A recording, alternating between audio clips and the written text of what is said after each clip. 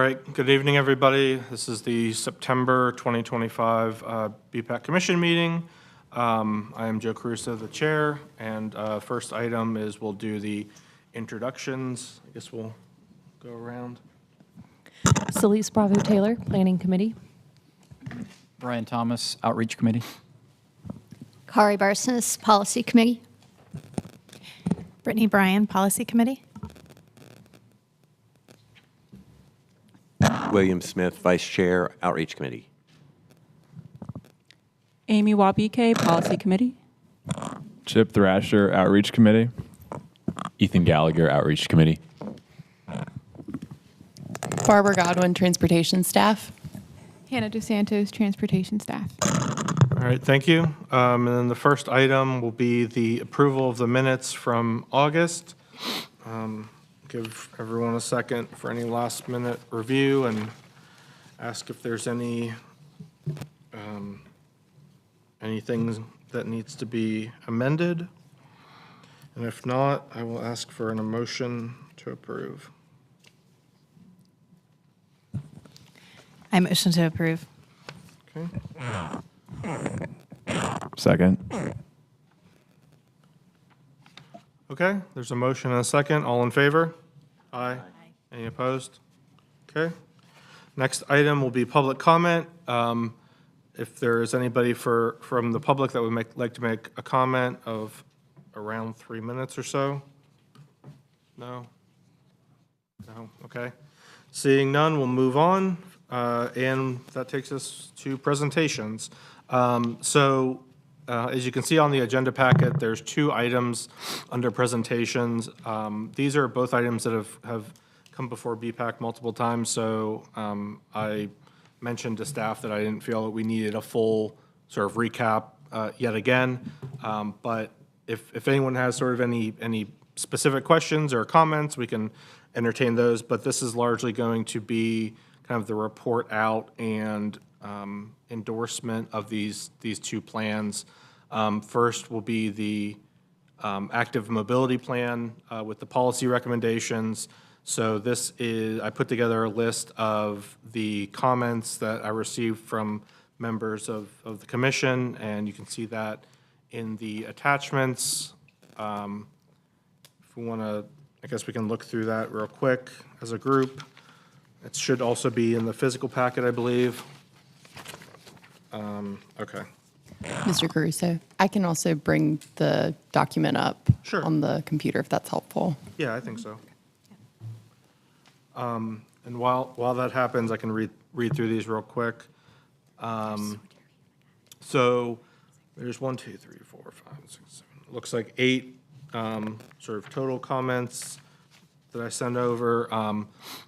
First is just a terminology change of changing bike train to bike bus. I think everyone felt that bike bus was sort of a more common term and more descriptive of that for the public.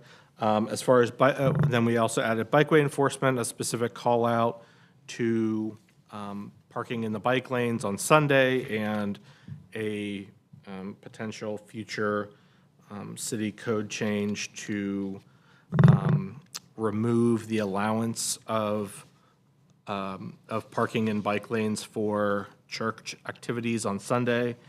And then under education, a sort of a tweak to some of the recommendations is to create some materials that reference the current and recommended terminology and sort of language in how we speak about active mobility. And one of those examples is the use of crash versus accident. And so that's just one example, but you can imagine a number of others that sort of fall into that category. Another one is sort of a minor clarification of calling out that the multimodal design guide that was referenced is going to be an update to the street design manual, and not creating another sort of independent document, and just clarifying that that's an update to an existing document that the city already has. And then a recommendation on expansion of the right turn on, or no turn on red program is looking at including leading pedestrian interval signals, LPI signals, as part of that evaluation. The thought being that areas and intersections that would be targeted or where no right on red restrictions would be appropriate, there, and assuming that there is a signalized intersection there, they would largely overlap in where we would want LPI signals as well. So trying to look at those two together. Hey, Joe, can I ask a quick question on that real quick? So it says program expansion. Does that actually just mean including adding the LPIs? Or is it actually truly expansion of the no turn on red, where no turn on red is implemented? Do you see what I mean? Is it just that, or is it actually expanding the places you can turn red, but also incorporating LPIs where appropriate or when possible? Yeah, so I think it would be sort of both. Yeah. Okay. The idea being, the larger idea is that as part of the active mobility plan, it sort of lays out looking at more locations to add no turn on red restrictions. Right, And sort of as we do that work, also, the idea was just to call out that Yes. those areas should also look at LPI as part of that Yeah. change. Can I kind of throw it, not a monkey wrench, but what about, it actually just struck me as I was walking in here because I was talking with Commissioner Brian Olson. It's What's your- Thomas. Thomas, yeah, I Thomas, knew it was yeah, sorry. But it's, yeah, I know, sorry, I'm really bad with names. But as I was walking in here, I parked on the street just right in front of the park. And there's a painted, I don't know what they're called, but like the little cutouts, as opposed to concrete, even though the lane ends as you're coming south on whatever the street was that I was driving on. That lane goes away, so that you can have parking on the side of the street right next to the park, right on the side where the park is. But it's just a paint to imply there's no lane there and there's parking. And sorry, I forget what that's called, but my whole point in saying that is, do we need to have that piece as part of the no turn on red as well, like a more holistic policy approach? You know what I'm talking about, the cutouts that you guys have all tried to do. I mean, I know they're expensive, and downtown, I think you guys have done really creative things to make it obvious, to give some buffer to pedestrians, make them more visible. But I just wanted to put that out there. Like curb bump out? Yeah, Yes, curb yes, extensions. thank you. Yeah. So I think, yes, we do need that. I think we should keep that sort of separate from this specific item. And I think that some of that, so specifically in like out in front here, I think some of that will happen as part of the downtown plan and just sort of overall improvements in downtown, which it's going to be in the report after this one. But I think to answer your question, I think it is needed. I think it is sort of separate from this specific item. But yeah, for sure, like the curb extensions, getting those to be more than just paint is something that definitely is going to need to happen if we want them to sort of be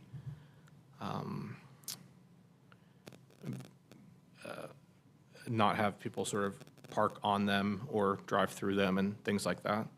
Or to make sure that pedestrians are seeing, it just gives them a few extra feet. Right. And quick clarification on that point, probably for staff.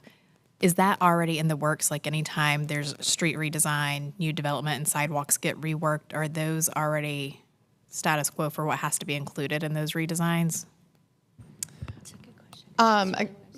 Follow-up question. Are you referencing like during resurfacing when we're completely repaving the street, or just like any project that touches a street in general? we're looking at those improvements. I guess any project where a sidewalk and the pedestrian right-of-way area is adjusted. So, when a new development comes in and they redo all the sidewalks, there are different requirements than, what there were 10 years ago. Is this part of that?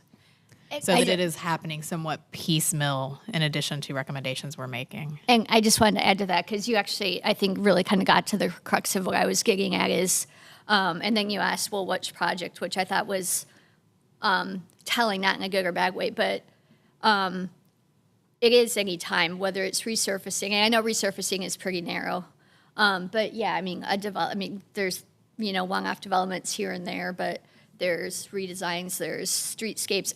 Frankly, any project.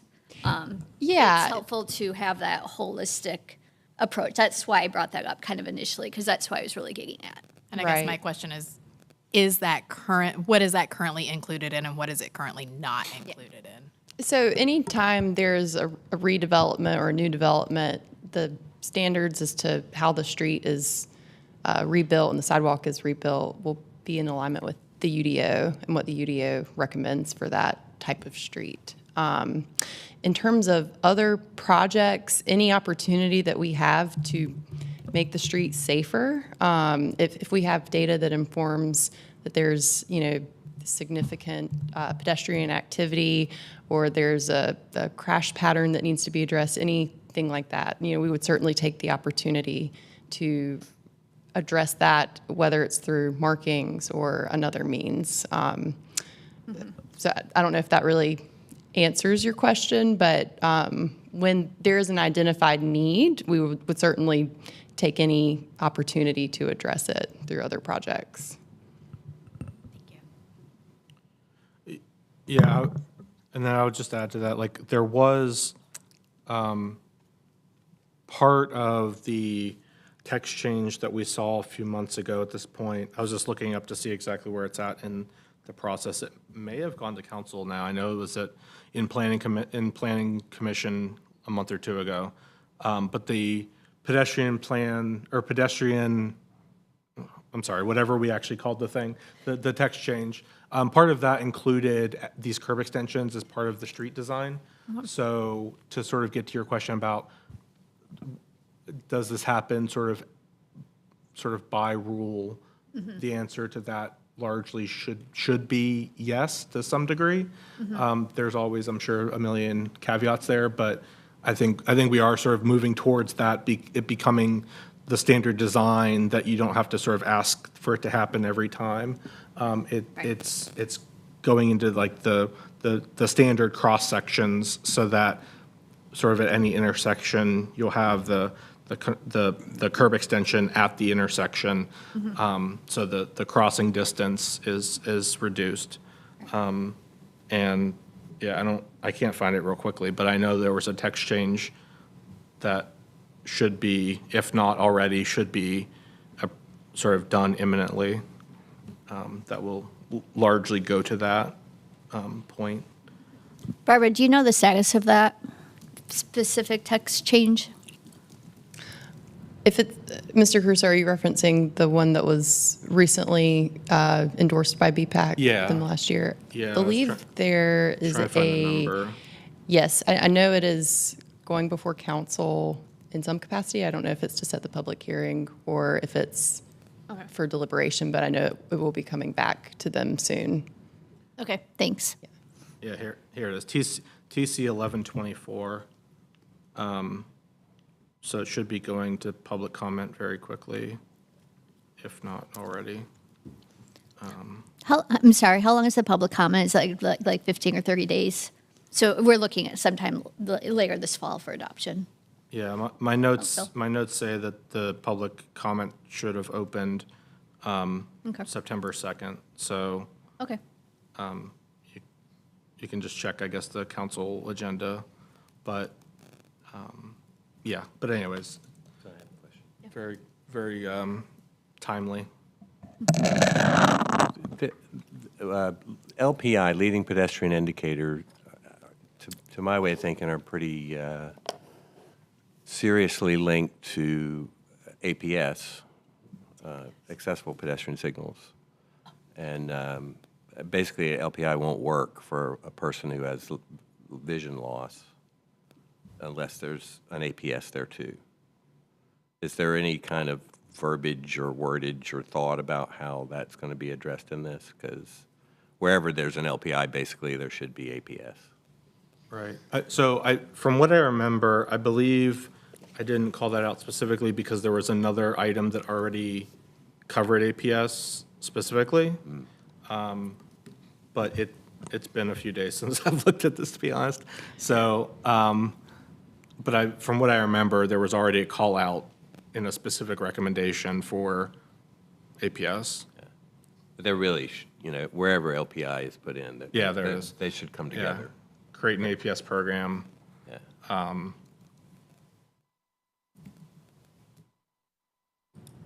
Right. Oop. Sorry. Yeah, so yeah, the idea was just to sort of call out LPI with the right on red line, which is above it, and then below it calls out APS as its own thing. So I feel So like, those three things are very sure, seriously linked to each other. yeah, for sure.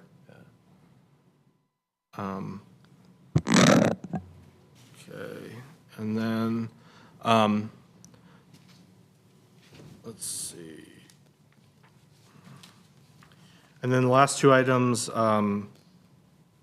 so similar to the previous item, was calling out, looking at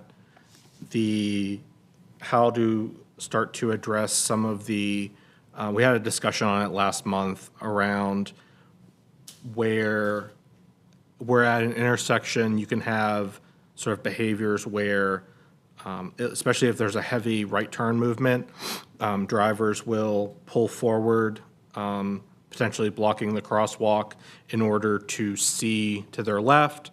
And then you can have a conflict where drivers are primarily looking left, and if someone is walking or biking on their right, they might not see them, or just they kind of sit there waiting for traffic to flow. So, and then they'll block the crosswalk, especially if they have a red signal. The pedestrian should have a signal, and the crosswalk can be blocked by them trying to turn right on red.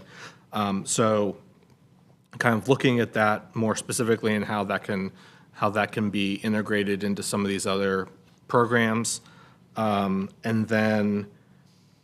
The final item was there was a number of callouts for engagement in events for older adults, and the recommendation was large. Most of those in the recommendations called out biking related events and programming.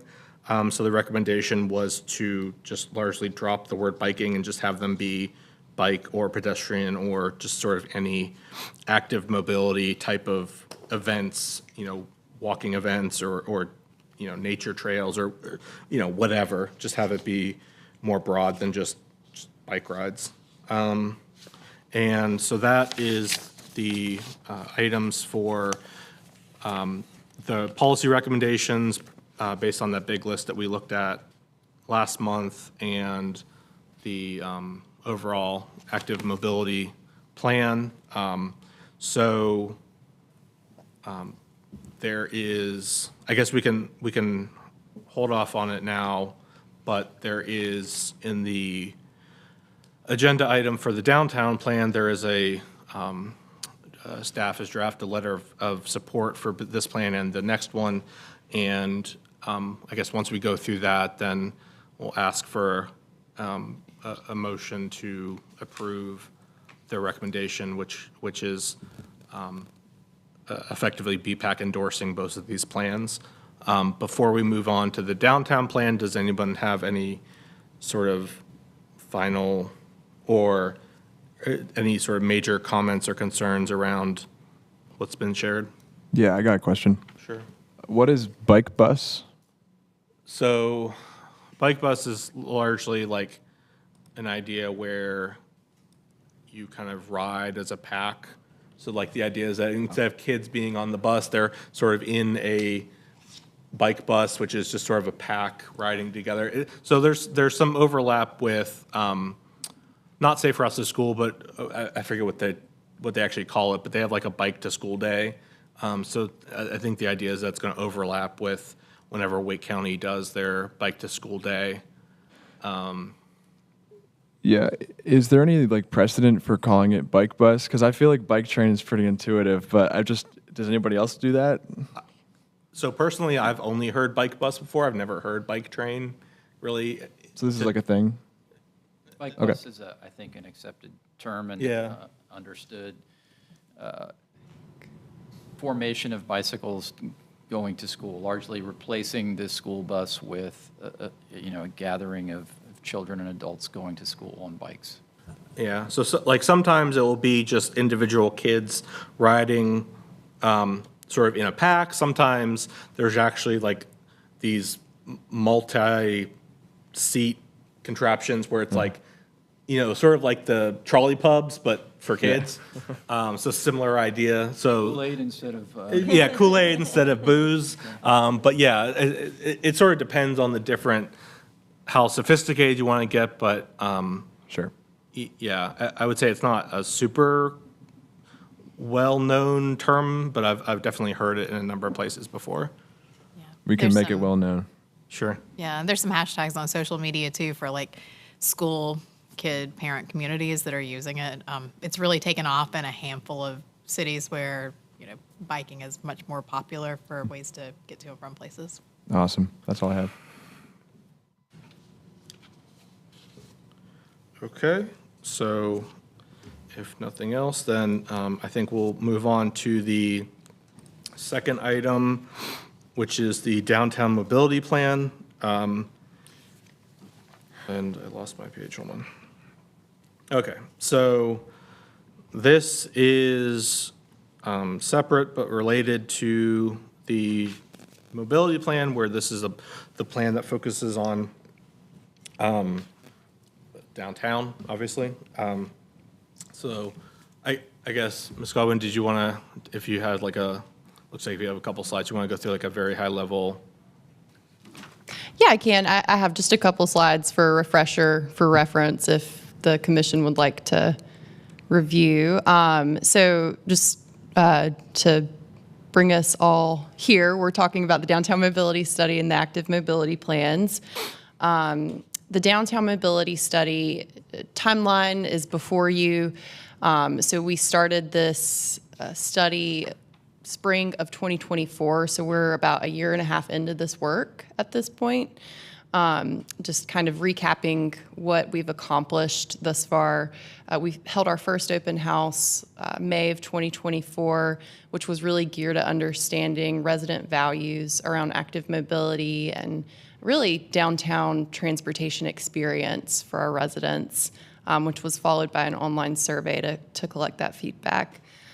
Last fall and into the winter months, we began taking that feedback and developing draft network elements, which really helped to inform our modal prioritization that the commission reviewed at their May retreat. Following that draft network elements seminar, we held a stakeholder work session to get a better idea from our advocates, our business owners, our downtown stakeholders on what their values are and how what we're preparing with this plan really how it meets their goals and vision for downtown. We also began doing work on our curbside analysis. So kind of wrapping that up into where we're at now, we have a draft final report that is underway and will be ready by the end of this month, and we're excited to share that with you all. A lot of what was included in the materials from your agenda packet and that PDF document was what was at our June 2025 open house, so that should look pretty familiar to you all, but happy to answer any questions about that. This just kind of gives you an overview on what to expect in the final report that we'll be finishing up this month. Mainly it will include what our vision is for downtown when it comes to the transportation experience. It will include modal prioritization of all of our corridors and concepts to consider for those corridors. It will include strategies to improve the pedestrian, transit, and cycling experience, as well as strategies to address the presence of the automobile downtown. And then finally, a curbside management playbook, which is really a result of that curbside analysis piece that we conducted, and then an action plan. So that is, yes, ma'am, yes. Sorry, I didn't mean to cut you off. Can you address, because I mean, I know it's not going to be like super detailed, right? Because I mean, it's not a like streetscape final plan or something like that, but can you address sort of what will be included as it relates to connecting downtown to Dix Park? So, Or is it going to be a little bit more high level than that? it will include recommendations on which corridors are prioritized for which modes of travel. Okay. And with that comes, strategic connections on building a network, which of course includes connecting to Chavis Park, Dix Park, and other major destinations. Do you happen to have the sort of the layouts of the different corridor types in your slide deck? I do not. That information, and I don't know if you all can access it, but Yeah, is I mean- in that PDF, Yeah, I was just which wondering if you could bring I it should have up. had pulled up. Okay. So, I mean, I can speak to it for a minute. I don't know if it's something you could pull up while I do that or not. But so overall, I think that the downtown plan, at least as I sort of understand it, a lot of it is setting the higher level goals and the higher level sort of direction on what to do in different corridors downtown, and sort of setting the overall, just having an overall high level agreement that what's going to happen in each or in sort of the primary streets and areas in downtown. And it doesn't get into these aren't specific sort of streetscape level changes. These aren't specific engineering designs. These aren't anything like that. This is largely saying it's largely saying, okay, every street downtown can't both be transit priority, bike priority, ped priority, and car priority all at the same time. Especially in Raleigh, our downtown right of way is quite constrained, especially compared to other cities. And so there's just physically not enough space to have 3 lanes of traffic and a protected bike lane and a transit-only lane and blah, blah, blah, blah, all these things on every street. So the idea is largely to say, okay, these streets are going to be focusing on these modes, and and then there's obviously reasons why those decisions are made. But it's largely setting out what type of streets are going to be prioritized for which modes and kind of why. So just at a high level, I think that's how I would kind of frame what this study is and its sort of intent. And then based off of that, presumably at some point, hopefully in the near future, we'll start to kind of actually execute against this and get specific specific plans for a couple of them are transit priority. So these will largely overlap with the BRT routes as they intersect with downtown. If you've been looking at the BRT plans, none of these corridors should be surprising to you. They're largely what has been talked about as far as the BRT alignments in downtown. And then same thing and then there's also priority automobile network, which is just Dawson and McDowell. Again, if you sort of, people that are downtown, often probably this should not be a surprise to anybody. This is the primary north-south access via car through downtown, and for better or for worse, will largely remain that way, as long as we're all around. And so, again, that's not to say that it's going to be a complete, disaster for anybody that's not in an automobile, but I think that we should be realistic that we should be trying to funnel most of our through traffic to this corridor instead of having, a million cars everywhere. Right. And so the same thing with the bike network and the pedestrian network. Pedestrian network is largely Glenwood, Fayetteville Street, and South Street, which would be, I think, in large part, the kind of Chavis to Dix connector strollway program that has been talked about for a while. And again, like I said, that's not to say that the pedestrian experience is going to be bad on other streets. It's just that these are going to be, at least for now, these are sort of the priority areas of where, the pedestrian experience and realm is intended to be sort of even further elevated versus some of the other streets. Just a quick follow-up. So South Street is a street that is now going to be, I think it's gone all the way through the city council will be closed as part of the It's moving closed of now, the. yeah. Yeah, it's closed. I used to live on South Street, but I haven't driven on it in quite some time. Okay, yeah. No, and I mean, that's actually a really good example that you just sort of laid out, because I know that the strollway is not like literally just downtown to Dix, but it includes sort of the other parts of the outer skirts of downtown, like Chavis Park and that part of downtown as well. But yeah, that's helpful. Thanks.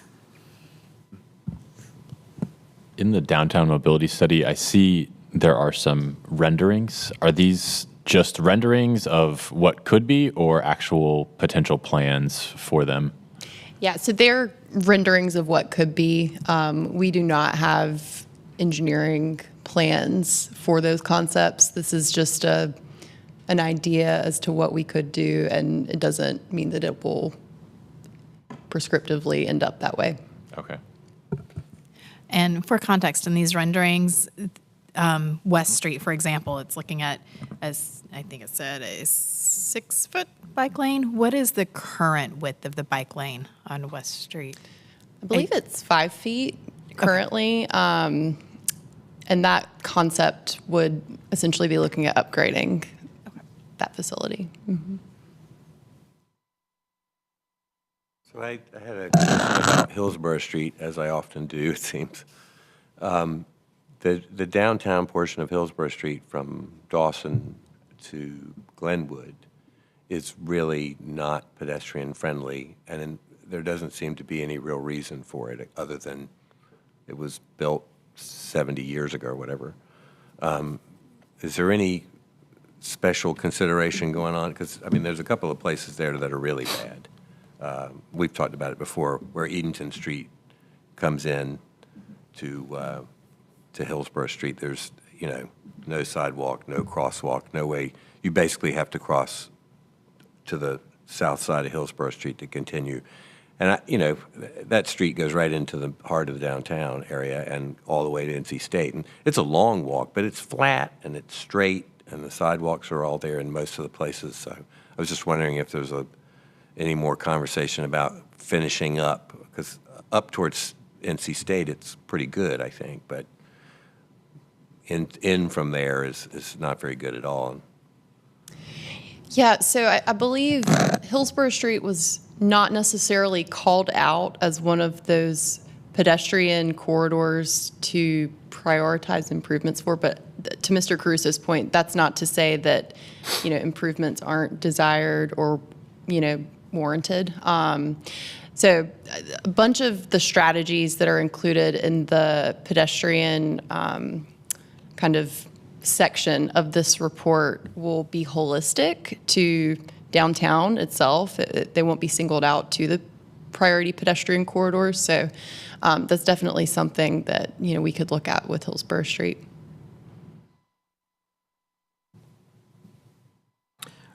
Yeah, I mean, sort of like I said before, I feel like a lot of these corridors, I feel like the way that the corridors are mapped largely intuitively makes sense, and sort of, in most cases, maps to how they are used today. at least to some extent. So for example, on the pedestrian network, I have both Glenwood and Fayetteville Street, which, I would argue are largely, if and when there are sort of street closures for street events or any type of, block party type of things, like those are the streets that always get closed. And so like a lot of this is just formalizing what sort of happens already and putting some of these things into a more The section I'm talking about is Formalized. the section that connects Sure. Glenwood Yeah. to Fayetteville. Right. That's the part that Right. is not pedestrian friendly, most of it, or a good portion of it. Right. And I do remember that we talked about that section either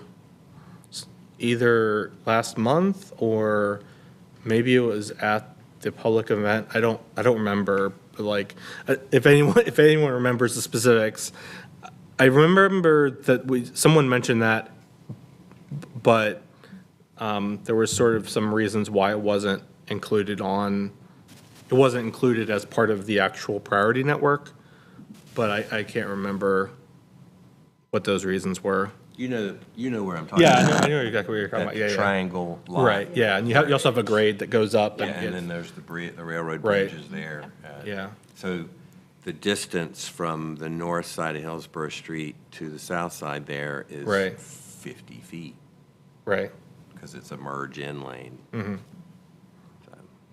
So are you saying Hillsborough Street is not prioritized as pedestrian? It's not marked on as a priority pedestrian network street. I think it is on the bike plan, though. So like, again, since these aren't sort of specific project level decisions, I mean, just because it's not on the thing doesn't mean that there's not going to be anything that happens that would improve the pedestrian experience. So help me understand that. I'm sorry that we're dwelling on this because I know as soon as you mentioned it, I knew exactly what you were talking about because if you are trying to go from downtown and walk to Glenwood South, it's not pleasant because of that exact triangle-shaped piece. I mean, actually, even as a driver on Hillsborough Street, with all the traffic coming in through on Eganton, is actually that's a little treacherous, or can be sometimes as well. So I guess maybe my question is, what was the rationale? I mean, well, how is Hillsborough Street prioritized, and what was the rationale for it not being a pedestrian-focused street? I mean, it's a major thoroughfare. I mean, everyone has spent a lot of time, particularly around NC State, and Hillsborough Street does close because of Packpalooza. So there is a lot of focus on pedestrian. There are a lot of pedestrians on Hillsborough Street regardless of where you go. So I'm just kind of trying to understand the rationale. Because it is a great connector from downtown. I take Hillsborough Street regularly, mind you, in my car, but from Hillsborough Street all the way to the Capitol. I mean, it's just it's a thoroughfare, but a nice one that does have wide enough, it's wide enough to do a lot of things and have it be a pleasant, safe experience. But there are some really tricky spots. So I guess I would just ask that question. Yeah, no, it's a good question. Mr. Caruso was alluding to this in terms of rationale, and the map that you all are looking at should also have the Chavis Dix Strollway called out as a pedestrian experience as well. It's not on the screen here. But those three corridors along South Street, Fayetteville Street, and Glenwood were primarily selected because of the activation that's planned or is already prioritized on those corridors. So a lot of open streets type events on Fayetteville Street. It's sort of the main street of downtown. Same with Glenwood South. There's a lot of activity that's already happening there that kind of calls out for this advanced pedestrian realm. And there is a Glenwood South safety study ongoing on that corridor to help achieve some of the vision for that corridor. So again, it's not that any of our downtown streets were intentionally disregarded as pedestrian corridors. Most of downtown has sidewalk. I know there's a few existing sidewalk gaps, but more so to uplift some of the activation that's going on some of the pedestrian corridors that we highlighted. So, and that makes complete sense because, yes, lots going on Glenwood South and South Street there will be, and of course Fayetteville Street because those are just known places where people gather. But if we're talking about corridors and how people are getting connected, again, I mean, because I've tried to do it, it's not easy to get from downtown just to the Capitol or right around there to Glenwood South. You have to go around and avoid that part of Hillsborough Street. And I don't know, I mean, it just seems, I don't know. I get that that was sort of what you guys were looking at, but I think there's other reasons why you want to designate existing streets that are pedestrian friendly. Frankly, I mean, I have no concern walking on Glenwood South or Fayetteville Street because they already are very pedestrian friendly.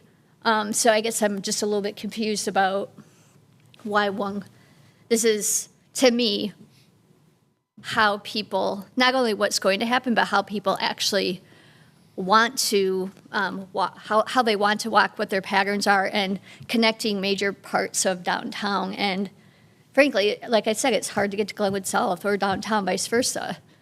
I mean, you can, I guess, go on Hillsborough Street or cut through some of those side streets, but it's not easy. So I don't know. I guess I'm actually to the point that I feel like it's worth asking you all to consider reevaluating Hillsborough Street as part, including it having a pedestrian let me focus, just- because it does already in lots of parts, but it isn't in certain spots. I mean, you'll get a lot more traffic on Hillsborough Street if you do a better job connecting that part right there where you're talking about, in my opinion. Let me follow up on that. So I lived out of town for 35 years, and I'd come back to visit my family, and I'd stay in downtown. And I can't tell you how many times I've walked through there and stepped over the busted bricks along the curb and then crossed Edenton Street, with nothing, just wide space and traffic coming up. And I've done it a lot. And that was a function of me coming in from out of town and wanting to go from the hotel that I was staying in downtown to Glenwood Avenue, to Char Grill or Snoopy's. They're not there anymore, but there's things there now. And now there's apartment buildings there, new big apartment buildings, at least 3, 4. I mean, there's several thousand more people within a quarter mile of that location that we're talking about. Right. And it's one of those things where I understand that there's a person owns that property and the city doesn't want to compel them to do something, but that's something that really at this point I think can't be ignored anymore. Like some kind of resolution to that needs to take place. If it's building something that goes around it that's comfortable and obvious, then I think that's fine. If it's twisting an arm or spending some money to purchase that lot and put a cell phone tower on it or something so that you can put sidewalks on it, that is a major downtown mobility issue, and it's a major sore thumb, pulsing red, really bad place that needs to be fixed. I don't know if there's ever been a pedestrian crash there or not, but I'd be surprised if there wasn't. I would also like to say that when you look at the map, if we're talking about corridors for pedestrians, each of these roads that we've called out on the map is completely separate and not connected to the other, whereas Hillsborough would be a major connector between Glenwood and Fayetteville. And it would reinforce the idea that we're talking about a corridor, and maybe for planning purposes, Hillsborough's a more difficult one, but it would be great if staff could look at that map and think about a secondary street that would run east-west, that would give us that sort of more primary connector, or working towards a more primary connection specifically for pedestrian and pedestrian traffic, if it's not going to be Hillsborough.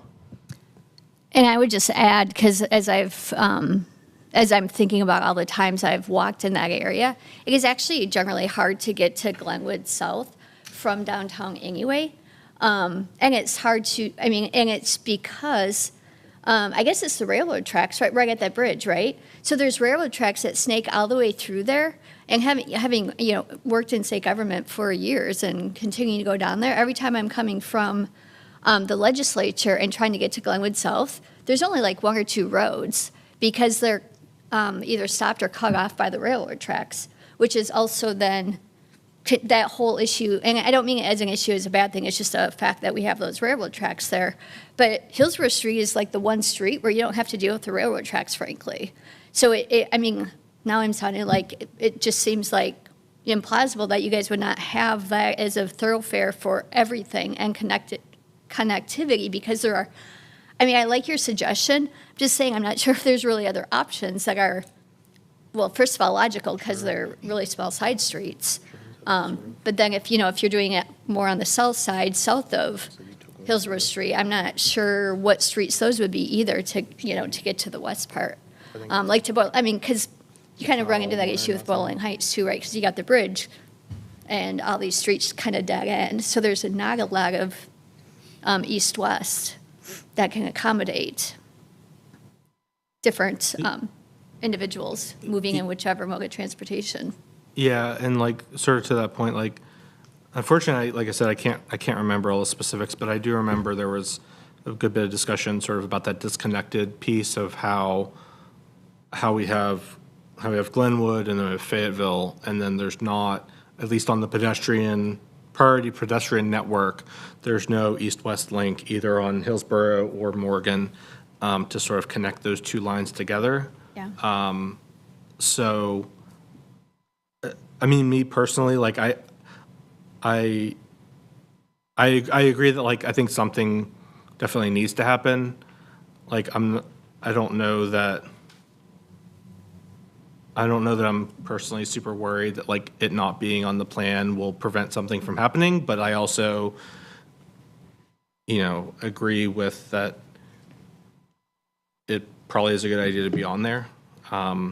So, at least, I don't know that I have super strong feelings either way, but I agree that something should happen. I just don't know that it needs to be on the plan for that to happen. But I guess just sort of setting that aside for a second, does anybody have any sort of comments, questions, concerns about any other sections of the plan? Or is this sort of the only open discussion point?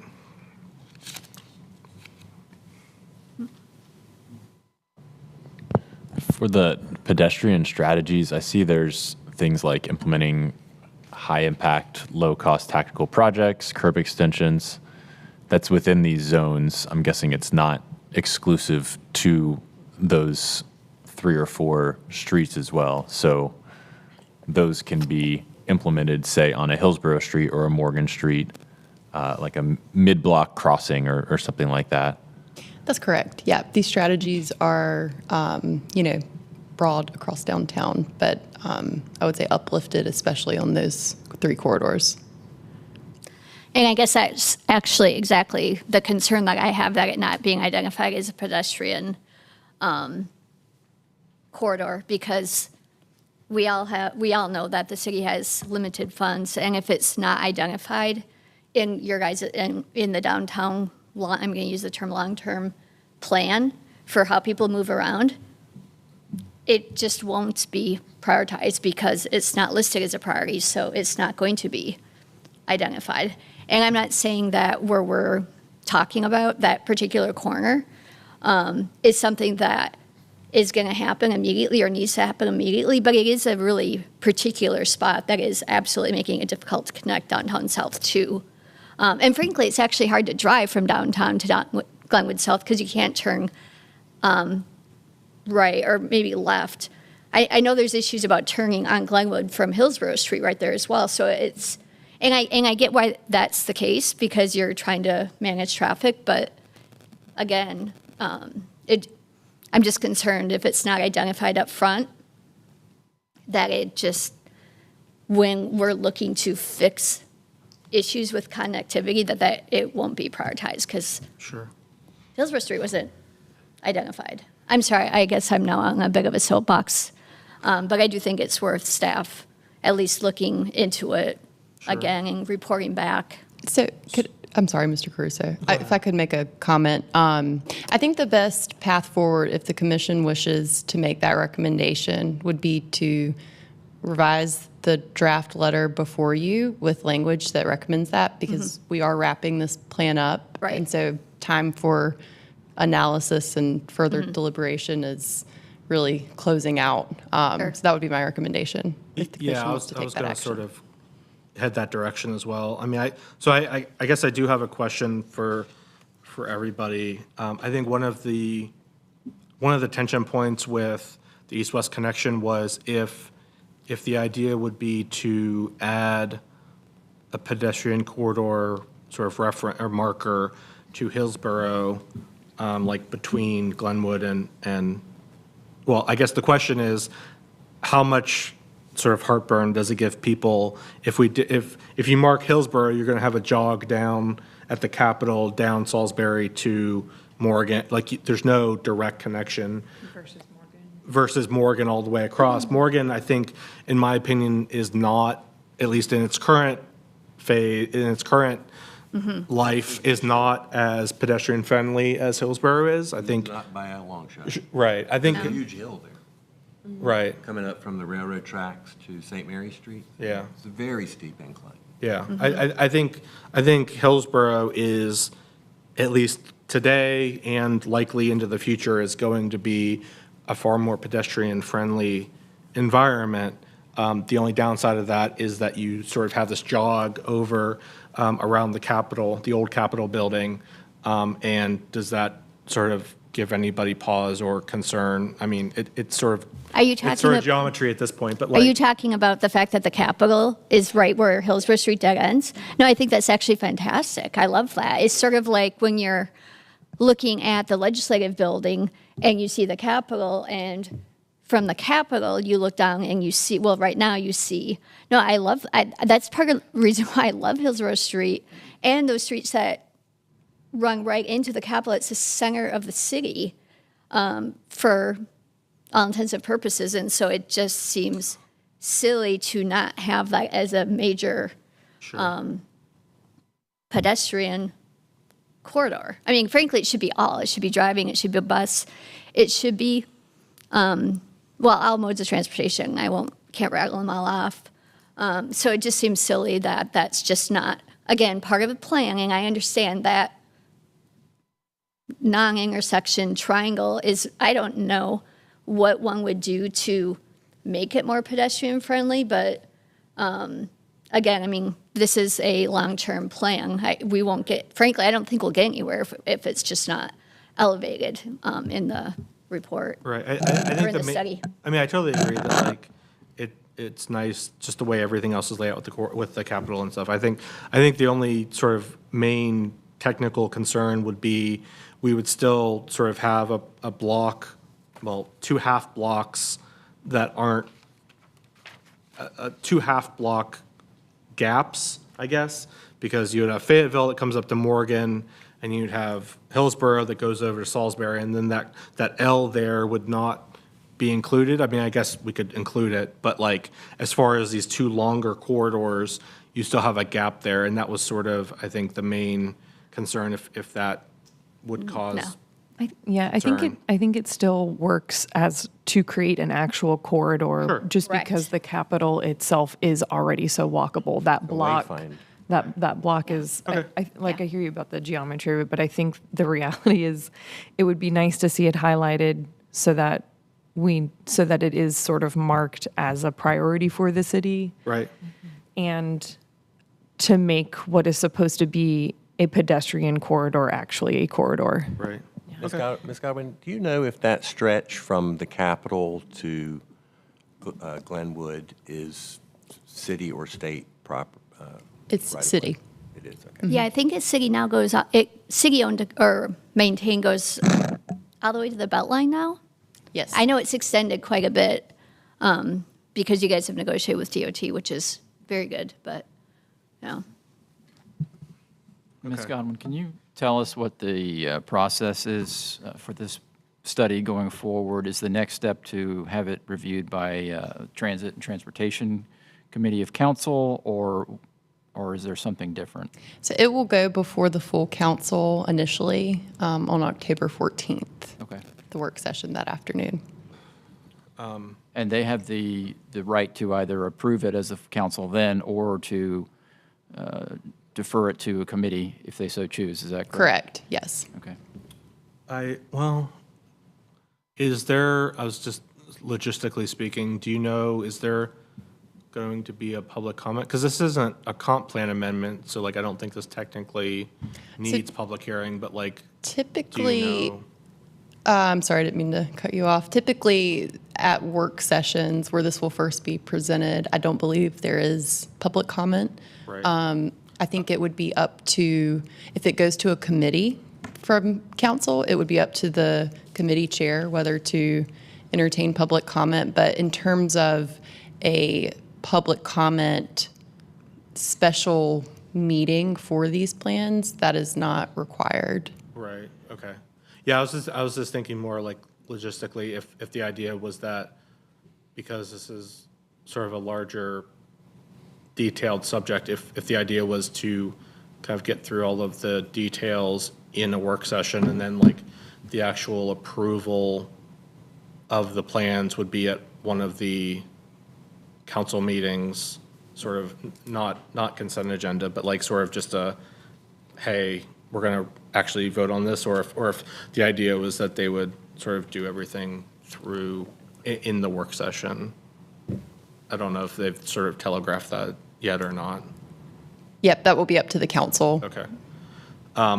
Okay. Well, so like we sort of talked about, I mean, I feel like overall on both plans, the commission is largely in support. I think with the sort of amendment of a recommendation on adding a pedestrian corridor designation to Hillsborough between Glenwood and Salisbury, I feel like Why are we just talking about Glenwood to Salisbury?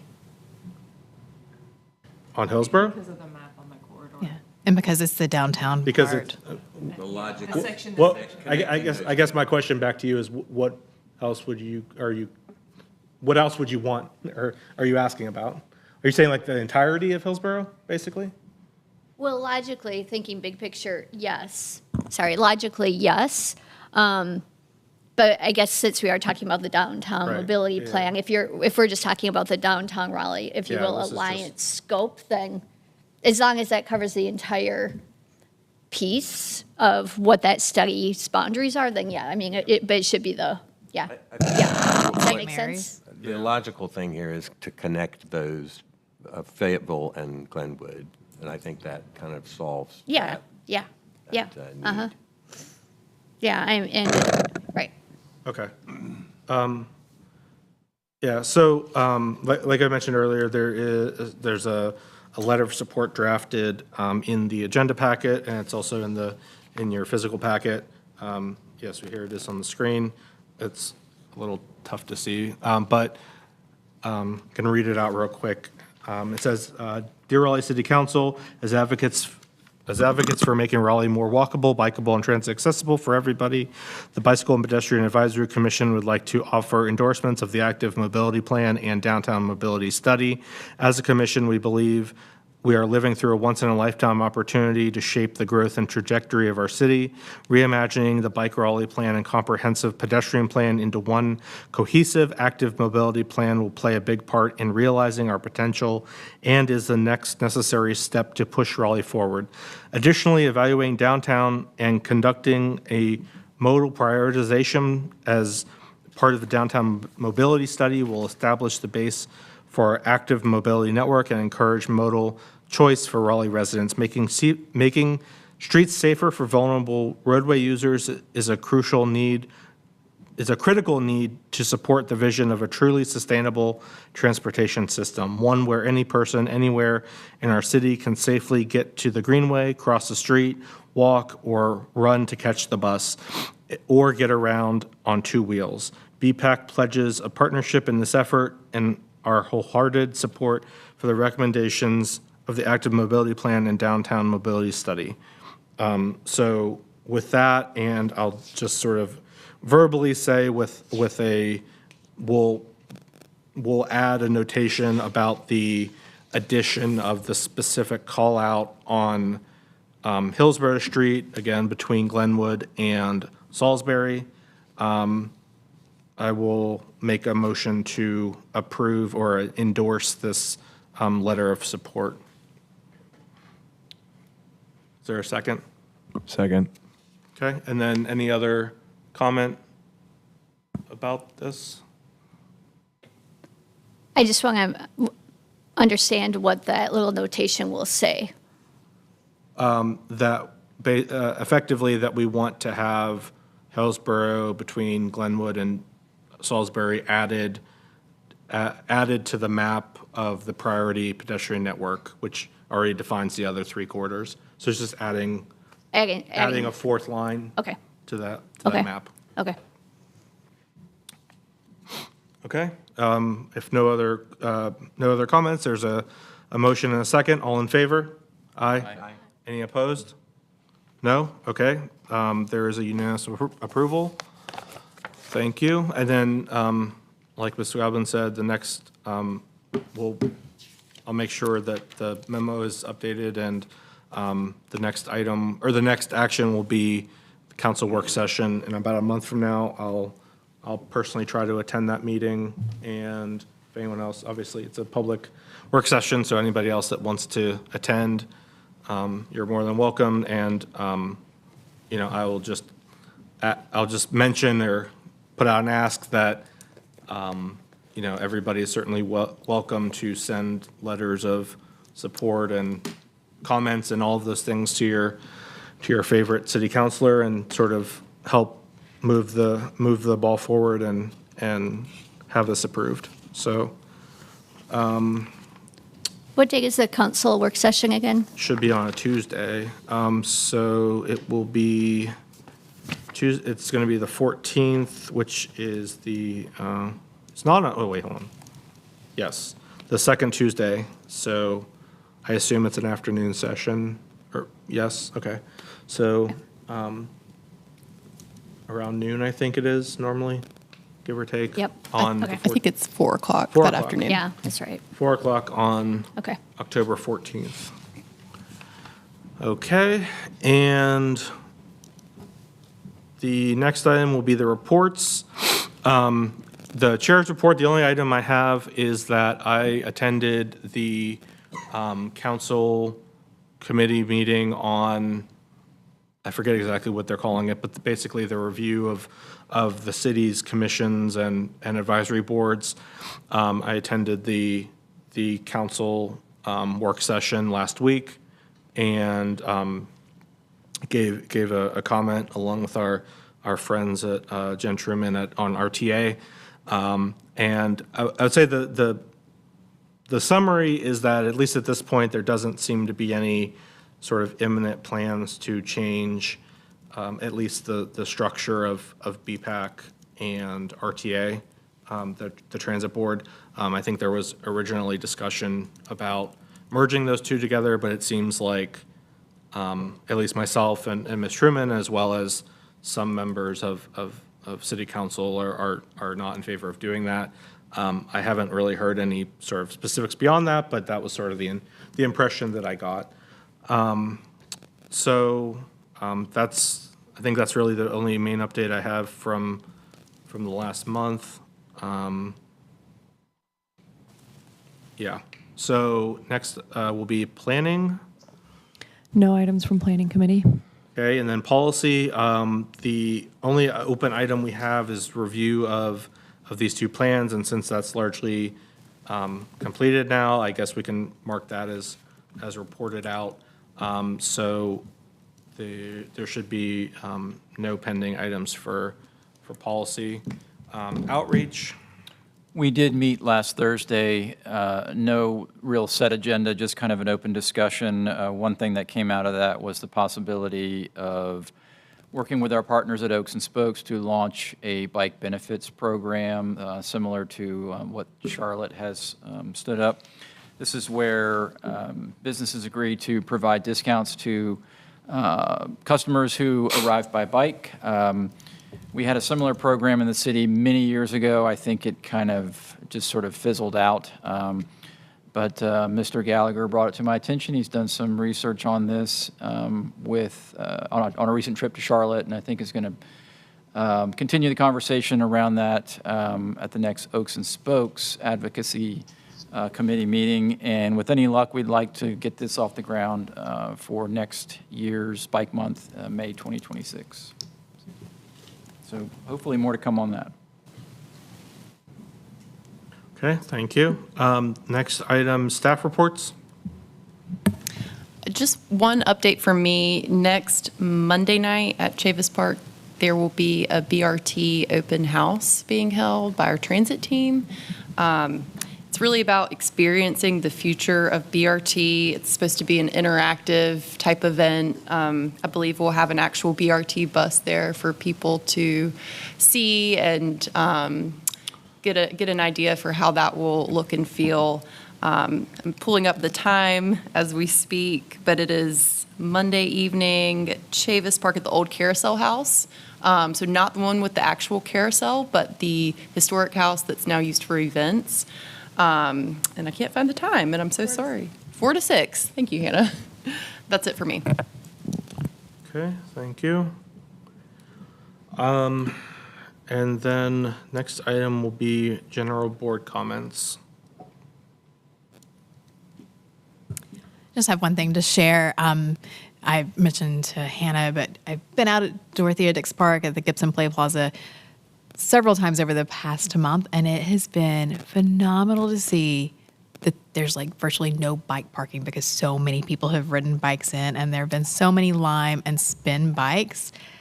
And there's just been this incredible sense of community, people just hanging out in the green space, but then playing, really moving around. There have been some art installations, and it just, I think, is a true testament to how when you get people out of cars, you can really intentionally create community. And so I just wanted to share some joy. Nice. I have a comment. I saw trucks on Lake Wheeler doing, I guess, utility work. So that was cool. Nice to see that. Yeah, and actually that did remind me, so I forgot something for the chair's report. So I did, earlier last week, I did spend a little time with our friends on park staff. They are working, they're working on sort of a dashboard and website and all of that to show the status of the parks bond that was approved recently, I believe last year at this point. And so I think that was $275 million parks bond.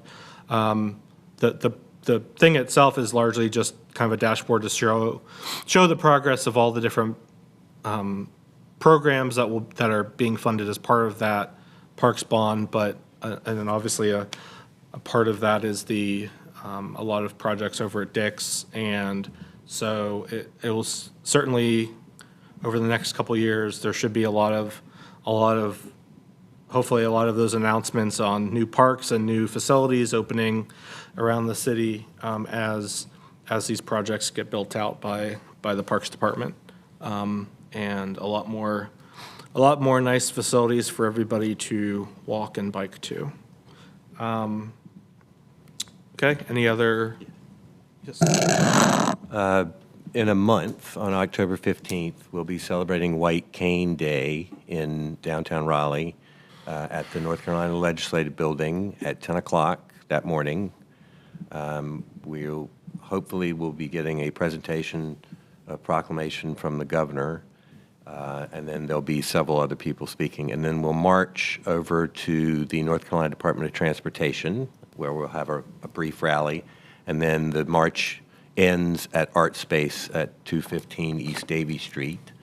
Last year we had about 75 people. This year we expect 100 or so. We'd like to invite all of you. Anybody is welcome to come and walk with us. It was a lot of fun. Should be a lot of fun this year. Looking forward to it. I'll add one thing from my role as liaison to the Greenway Committee. The city is trying to move forward with the Big Branch Greenway Connector. This was identified as the #1 priority for new greenways I believe in the master plan, the Greenway Master Plan. This is an extremely contentious issue, the routing that would take. But the city has proposed that we move forward with the route through the Anderson Forest neighborhood, which would go through same corridor as a recent City of Raleigh, I think it's wastewater project that was completed, I think, in 2023. So, Brian, can I follow you up? Yes, Bob, please. I'm on both Greenways Committee and Parks Board, and he's exactly correct. We've looked at 4 or 5 different alternatives.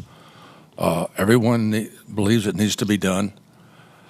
There are some significant problems with each and every one of them. Not all of them are neighbors, not all of them are. But the most obvious one is along the ditch that has the creek in it. It's just like all the other greenways in the city. The problem I have with it is that in 10 minutes, it can go from being a babbling brook to knee-deep in the backyards. I've had some problem with that, remembering what happened in Texas with the rapid rising water. I've asked about improving the drainage downstream to perhaps keep the rising water from so fast. Currently, we don't have an answer. So you'll see something come out of Parks Board in the coming month and probably go to council. It'll probably get thrown back to the board because we haven't found a really good answer. So know that we're trying. And the problem with the backyard creek route is not backyards, it's the flooding and the danger. I've talked to people who live there who say they bring their children in when it rains. And I don't know how we can possibly put a greenway somewhere that you have a rainfall. I was out there the day that it rose from the small lane to knee deep in the backyards, and you could have skied on it. So it's going to be a tough call. Thank you. Where exactly are we talking about? It's Big Branch. It's just off of Six Forks Road, along that way. And Okay. So it would run from Crabtree Creek Greenway Trail up to the North Hills area. Yeah. And Okay. the significance of this connection is not simply as a greenway connection, which is important, obviously, but also the weight that would carry in terms of securing federal funding for the multimodal bridge that is proposed to connect neighborhoods, I think, south of Six Forks over to North Hills. well, if you've got some really good ideas, we'd love to hear them. You mean so over the- the Beltline? Right. Okay, Right. So an option has been discussed to not do anything, and that's not a great option for many reasons, so. No, but it's probably better than some of the horrible ones. Right. Like that. So, we're looking at improving the drainage downstream. I asked the question, well, you've got the flooding in the backyards. What if you improve the drainage downstream? You wouldn't have the rising water. So people are looking at that. Alternatives, I don't know right now, but just stick with us and we'll try to look at the wisdom of the council pretty soon and see what happens. Thank you. And just a quick question about this, and this very well may be an obvious thing, but what is the likelihood of being able to build it up like a bridge style? First of all, it sits in a hole. Okay. If you go down Six Forks Road and you get right to where the branch goes under, I was out there a day when it was pretty and backyards and kids were playing. Then the next day, we had a rainfall and I ran back out there and really, honest to goodness, the whole place was, up Now, like I'm saying, 2 feet deep in those backyards with rushing water that was rapidly moving. You could look under Six Forks Road, and there are 3 large culverts. There's a little room under them. But it would be an immense amount of dirt and probably a concrete wall, to get it through there. I don't know, but that's like that. I also, and I know you're hurrying, but one of my favorite thoughts was sidewalks through the neighborhoods. And it's like many places where you've had subdivisions put in. If you go through there, all the power poles are set back 10 feet where the city owns the right-of-way. 40 years ago, people forgot who owned that last 10 feet. And now they are resistant to sidewalks, including the Greenway. Alternatives to the Greenway could be putting nice, big, wide sidewalks on either side through some of the neighborhoods. But there are comments about, well, I want to back across the Greenway with my car. Well, most of us now have better visibility backing up than we've ever had before, and you're backing into the street. So none of the alternatives really seem to have quite the right blend. So hopefully if we stick at it, we work at it, we'll find something that works. If you got any questions, just let me know. Thanks. Yeah, I'll probably speak to you after for a second, but just for my own clarification, and I'm sure probably other people are asking this as well. So like you mentioned that at least one of the proposals is to largely, I guess, follow the creek, like we do on most greenways, which sounds like has some pretty severe flooding concerns, which makes sense. Is there sort of an alternate that is being proposed that people just don't like, or is, like, I'm trying to understand what the dynamics here are. They've gone through a couple of iterations of pathways and designs of where those pathways could go, both sort of directly off of the Six Works sidewalk, and then also variations within the neighborhood, some of it involving more or less homes. And it's contentious because nobody wants their yard touched. Nobody wants Sure. a condition changed. Well- In addition to the issue with flooding and just a very difficult condition to navigate, where the city doesn't currently have a lot of, does not have any clear path of right-of-way existing to make the connection sort of from a sidewalk to create another greenway trail. Well, she was there along with Brian for the last committee meeting, but you're correct. There are different parts of the neighborhood have different problems with the greenway and the alternatives. And assuming that there's not going to be any perfect answer that everyone loves, like there very seldom is, we're looking for the best answer. And then we'll all try to, stick together on that.